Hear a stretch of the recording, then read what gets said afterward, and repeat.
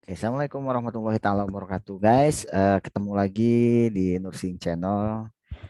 Pada kesempatan kali ini, guys, saya akan menjelaskan atau saya akan berbagi tentang kisi-kisi soal D3 kebidanan, guys. Jadi, supaya mempermudah dan kalian belajarnya efektif, efisien, jadi belajarnya sesuai dengan kisi-kisi yang diberikan atau panduan dari pusat, guys. Jadi para besti-besti bidan-bidan yang mau uji kompetensi silahkan belajar sesuai dengan panduan apa yang akan diujikan, gitu ya. Nah, di sini saya akan sajikan apa saja sih kisi-kisi atau materi-materi yang diujikan di soal uji kompetensi D3 kebidanan. Nah, sebelum itu jangan lupa kawan-kawan yang bidan untuk eh, subscribe dulu langganan ya, bunyikan tanda loncengnya juga untuk tetap bisa berlangganan supaya ada notifikasi kalau ada video-video baru pembahasan tentang uji kompetensi bidan dari kita dari Ruang Ukom ya di Nursing Channel. Nah, jangan lupa juga share ke D3 bidan yang lain, komen juga kalau misalkan ada yang kurang jelas atau kurang paham di link komentar. Ya, bagi yang mau gabung, silahkan lihat eh, WhatsApp, nomor WhatsApp official kami di link deskripsi. Yuk, check this out. Eh, apa saja sih materi-materi yang diujikan di uji kompetensi kebidanan.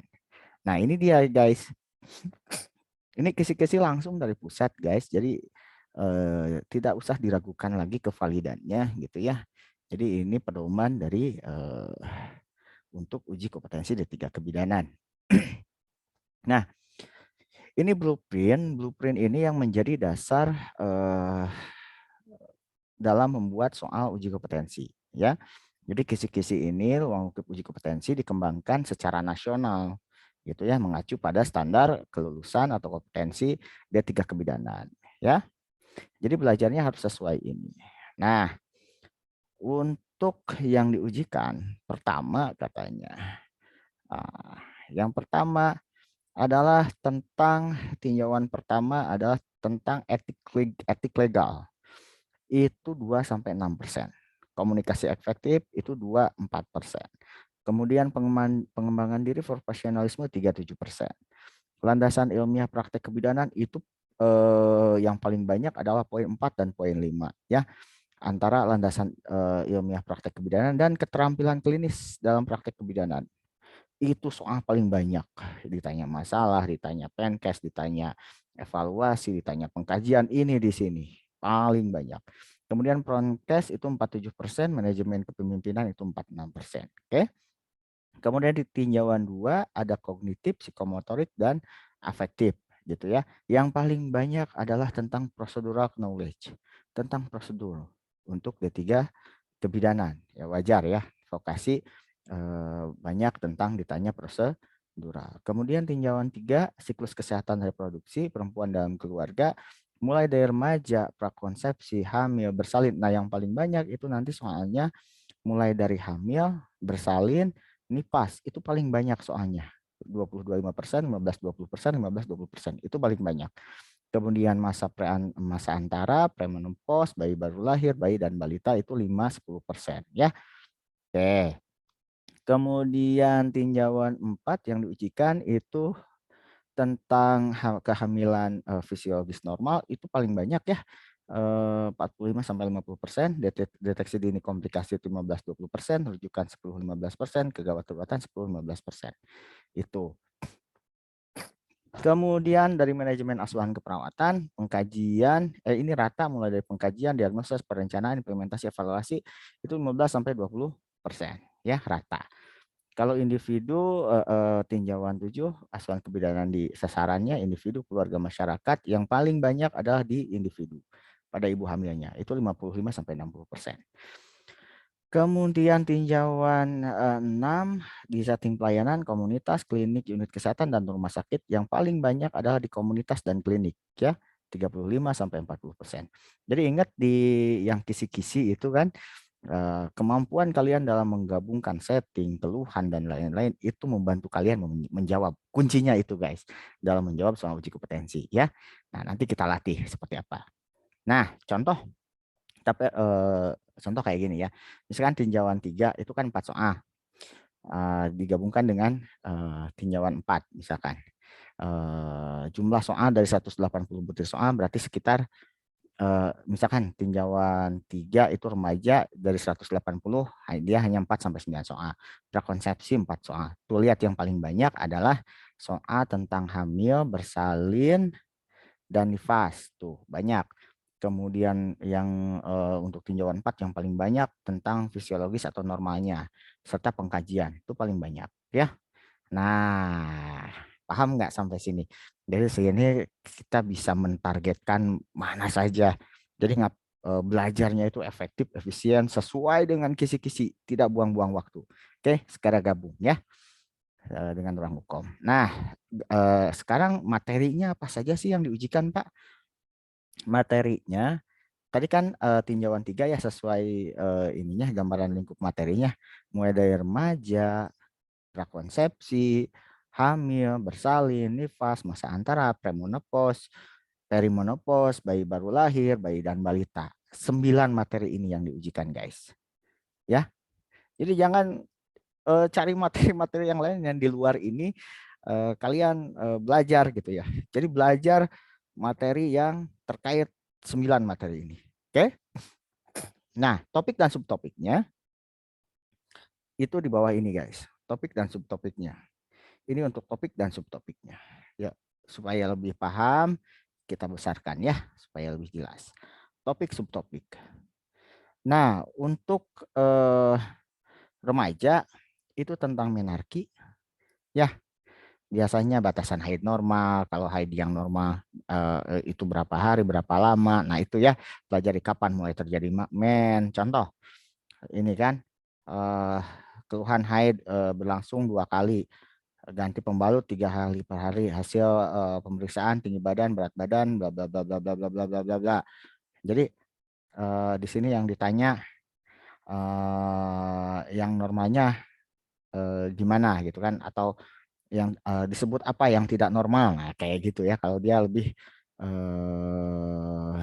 kalau sebulan kan dia sudah langsung 2 kali. Nah yang normalnya kan dalam sebulan sekali. Nah kalau sebulan 2 kali apa namanya? Nah kayak gitu, gitu guys. Gitu ya. Nanti kita berikan nih tentang menarki apa saja. Kemudian perubahan bentuk payudara. Kapan mulai terjadi perubahan payudara? Harus tahu kapan normanya gitu ya.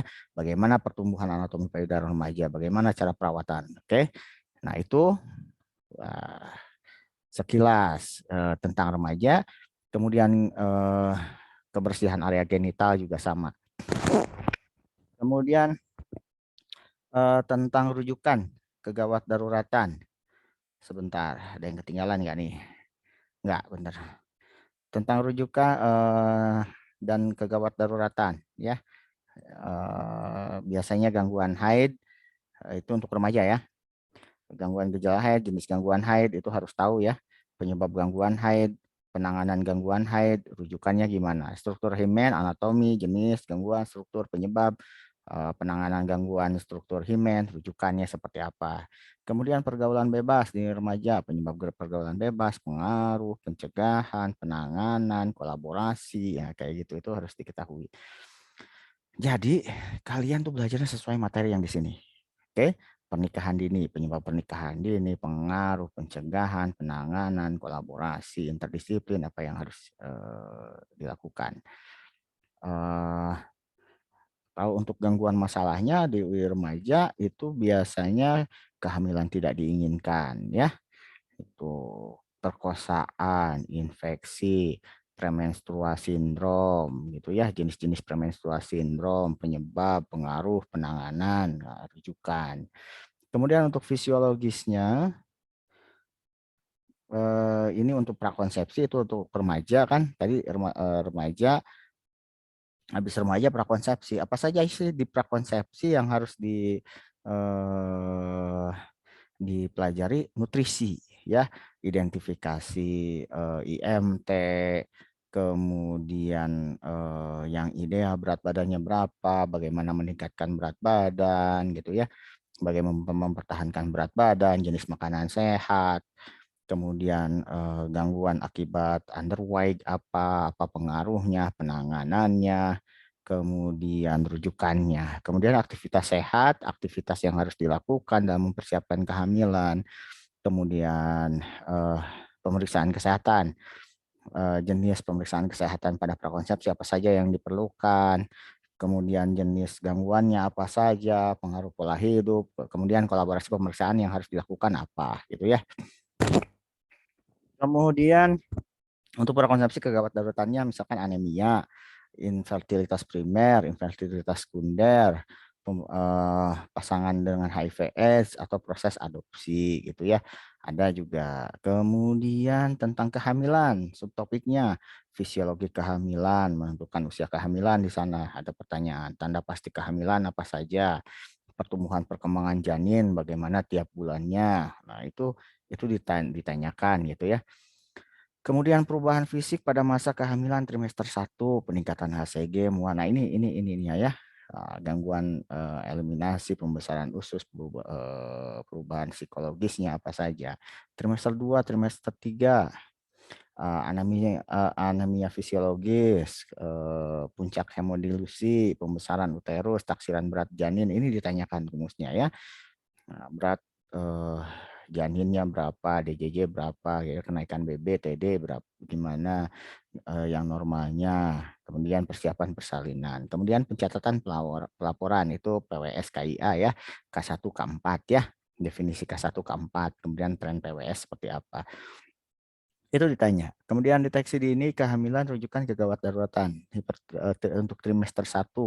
Ini kan ininya yang ditanya hiperemesis, perdarahan, hamil muda, ada abortus, ada mola, ada KET, anemia, IMT, ditanya tuh kehamilan yang tidak diinginkan, black ovum, itu seperti apa di trimester 1 ya, tanda gejalanya, penanganan awal, stabilisasi, kegawat daruratnya, asuhan yang diberikannya. Trimester 2, trimester 3 itu preeklamsi, diabetes gestasional, perdarahan antepartum, ada solusi plasenta, plasenta previa, itu ditanyakan yang biasa sering. Tanda gejalanya seperti apa, penanganan awal, rujukan, ini yang ditanyakan, gitu ya. Kemudian ada kelainan letak dari janin, mulai dari melintang atau memanjang, kemudian hidramnion atau ada juga gemeli kembar atau gawat janin seperti apa, ketuban pecah sebelum waktunya gitu ya. Oke, itu untuk yang hamil. Kemudian tanda infartu atau belum.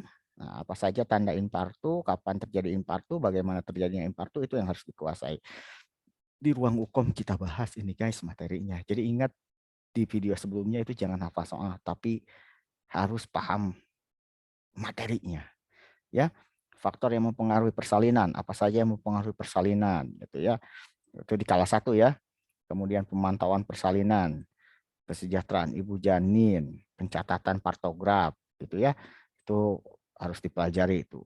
Ya, ini. Nih, prosedur pertolongan persalinan, kebutuhan ibu, pemantauan kala 2, ini untuk kala 2, pertolongan persalinan kan kala 2 menolong persalinan ya.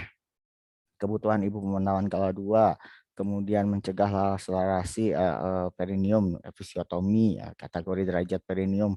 Ini ditanya guys, gitu ya. Komplikasi, indikasi ya, keuntungan, kerugian. Oke, kemudian bonding attachment. Bonding attachment yang cocok, apa manfaat bonding attachment gitu ya, kapan dilakukan. Nah, itu. Kemudian masih di kala 2 ya, MAK3, tanda pelepasan plasenta ya. Bagaimana prosedur MAK3 gitu ya. Kemudian bagaimana plasenta lepas dari insersinya, tandanya seperti apa, lama waktu normal MAK3 dilakukan. Kemudian pengecekan kelengkapan plasenta, indikatornya apa, akibat kalau plasenta tidak lepas, terus apa yang harus dilakukan. Lalu kemudian pengecekan laserasi dan penjahitan perineum juga itu ditanyakan. Kemudian untuk kegawat deteksi dini komplikasi sama ini mengacu pada lembar penapisan 18-19 item ya, partus lama ya. Kemudian pasien PEB, perdarahan di kala 1 harus diapain, gitu ya. Kalau, gawat janin pada kala 1 bisa karena tali pusat membumbung, KPD, kontraksi hipertonik, nah gitu ya.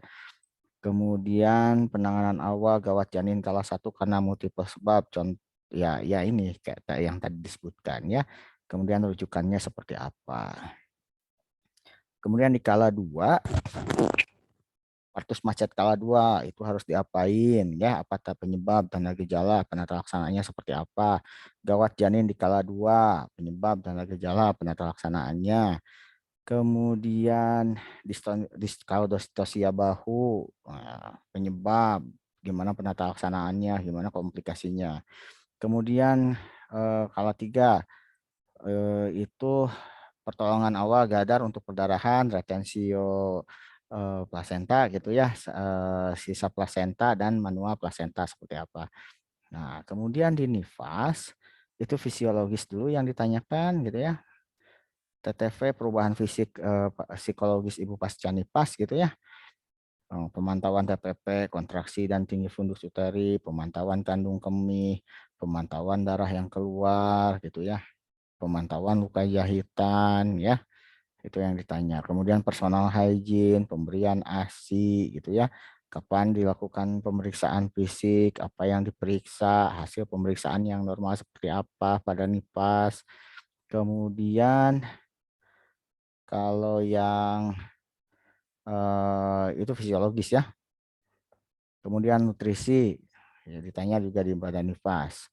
Apa saja nutrisi untuk memenuhi ibu menyusui, kemudian mobilisasi, kapan waktu yang tepat mobilisasi, bagaimana caranya, pemeriksaan penunjang nifas, apa saja pemeriksaan penunjang pada ibu nifas, kemudian perubahan psikologis, apa saja perubahan psikologisnya, ada taking in, taking out, letting go. Nah, ini ada kata-kata kuncinya ya.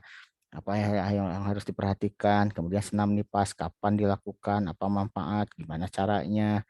Kemudian ini untuk perubahan fisik psikologis pada ibu nifas lanjut. Nah, PWS, KIA, KFI, kemudian KFI 1 2 KF1, KF2, KF3 gitu ya. Kapan dilakukan kunjungan gitu ya pada nifas gitu ya. Kemudian kalau dicek involusi uterinya, kontraksi, tinggi fundus uteri, lokeanya gitu ya. Kemudian cek bekas luka jahitan, dilakukan perawatan luka jahitan. Kemudian untuk payudara, cek pengeluaran ASI, teknik menyusui, kebersihan, kebutuhan ASI perah, gimana caranya gitu ya. Kemudian dukungan psikologis ibu nifas, nah, proses parenting gitu ya. Kemudian personal hygiene, apa yang perlu diperhatikan personal hygiene pada pasien ibu nifas. Kemudian deteksi dini komplikasi rujukan dan kegawat daruratannya pasca nifas itu ya. Biasanya perdarahan postpartum primer gitu ya. Gimana tanda gejalanya, hasil pemeriksaan, apa penyebab, bagaimana penata laksanaannya, kemudian eh, perdarahan postpartum sekunder, shock hemoragik, KBI, KBE, infus, urotonika, ya, penanganannya biasanya, kemudian infeksi di nifas itu pulpitis, plebitis, materinya ini ya, pulpitis, plebitis, mastistis, sistitis, peritonitis, endometritis gitu ya. Kemudian sepsis gitu ya. Kemudian postpartum blues gitu ya. Kemudian ini fase selanjutnya masalah di payudara. Kemudian ini masa antara, oke, pencegahan dan deteksi dini masa antara. Ini IVA tes, pap smear, nah, indikasi prosedur tindakan, masalah penyakit pada perempuan dalam siklus reproduksi, ada infertilitas sekunder, dicek melalui anamnesa ya. Kemudian deteksi dini komplikasi rujukan dan kegawat daruratannya dari penyakit tumor, IMS gitu ya, apa saja yang harus dilakukan. Kemudian KB, jenis KB, mekanisme penggunaan, macam-macam kontrasepsi, penkes pada KB, kemudian KB hormonal gitu ya, gimana pencabutannya, kemudian kontrasepsi non hormonal, bagaimana pemasangan dan pencabutan, kemudian perimenopause yang ditanya adalah adaptasi premenopause, perubahan yang terjadi dan masalah yang lazim itu yang ditanyakan. Kemudian kegawat daruratannya biasanya yang ditanya gangguan tentang perimenopause, masalah fisik dan psikis, kemudian penanggulangannya. Kemudian tentang BBL, eh, biasanya yang ditanya tentang IMD, bonding attachment, antropometri, apa yang harus diukur, apa yang harus dikaji, kemudian salep mata, prosedural nih, imunisasi, apa saja jenis imunisasi yang diberikan, kapan waktu diberikan, kontraindikasinya, dosisnya, cara pemberiannya, itu ditanyakan, prosedural biasanya.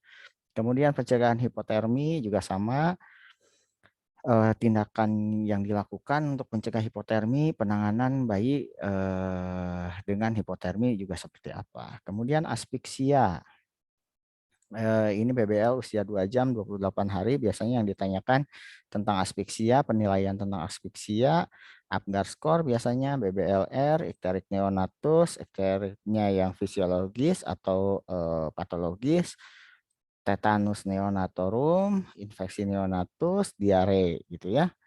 Itu yang ditanyakan kalau untuk bayi.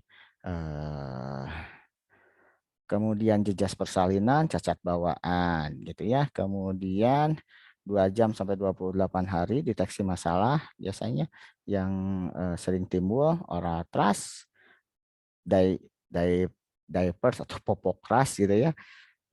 Seboro, miliaria, kemudian bercak Mongolia, Mongolian spot, hemangioma, optipasi, nah, itu yang ditanyakan. Jadi fokus aja kalian belajar tentang ini aja ya. Nih saya spill. Kemudian fisiologis di bayi gitu ya. Tumbang yang ditanya gitu ya. Kemudian KMS gitu ya. Untuk tumbang biasanya yang muncul KPSP ya. Kemudian untuk tumbang tuh selain KPSP apalagi ya di sini.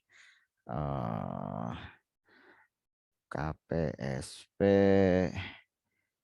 grafik ya, ini ya lingkar kepala, panjang badan, ya ini ya. Kemudian KMS ya, nah, MPASI kapan gitu ya. Kemudian tentang AFAS gitu ya. Kemudian pola nutrisi juga ditanya, yang ditanya di pola nutrisi biasanya imunisasi ya, imunisasi dasar, jenis imunisasi dasar di sana ya. Oke. VVM, sektes, ya, tanggal kadaluarsa, nah, itu sering ditanya tuh untuk vaksin ya. Kemudian KIPI. Kemudian suplemen juga sama vitamin A kapan ya, berapa dosisnya. Kemudian pencatatan pelaporan PWS ya. Nah, itu ditanya. Kemudian MTBM, MTBS ya. Itu ditanya. MTBM, MTBS. Nah, itu ada guys materinya. Nah, itu guys. Jadi luang lingkup materi yang diujikan di soal uji kompetensi kebidanan. Nah, jadi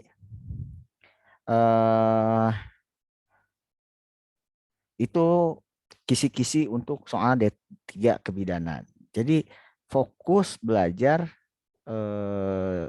dengan materi yang sesuai blueprintnya guys. Jangan yang lain-lain. Oke. Nah, kalau mau fokus, efektif, efisien, kemudian lulus sekali ujian, yuk mari ikutin video ini atau boleh ikut gabung bimbel intensif dengan ruang hukum untuk D3 kebidanan. Oke, see you. Terima kasih. Itu saja dari saya. Jangan lupa bunyikan tanda loncengnya dan subscribe ya. Share juga ke teman-teman yang lain. Sekian dari saya. Assalamualaikum warahmatullahi wabarakatuh.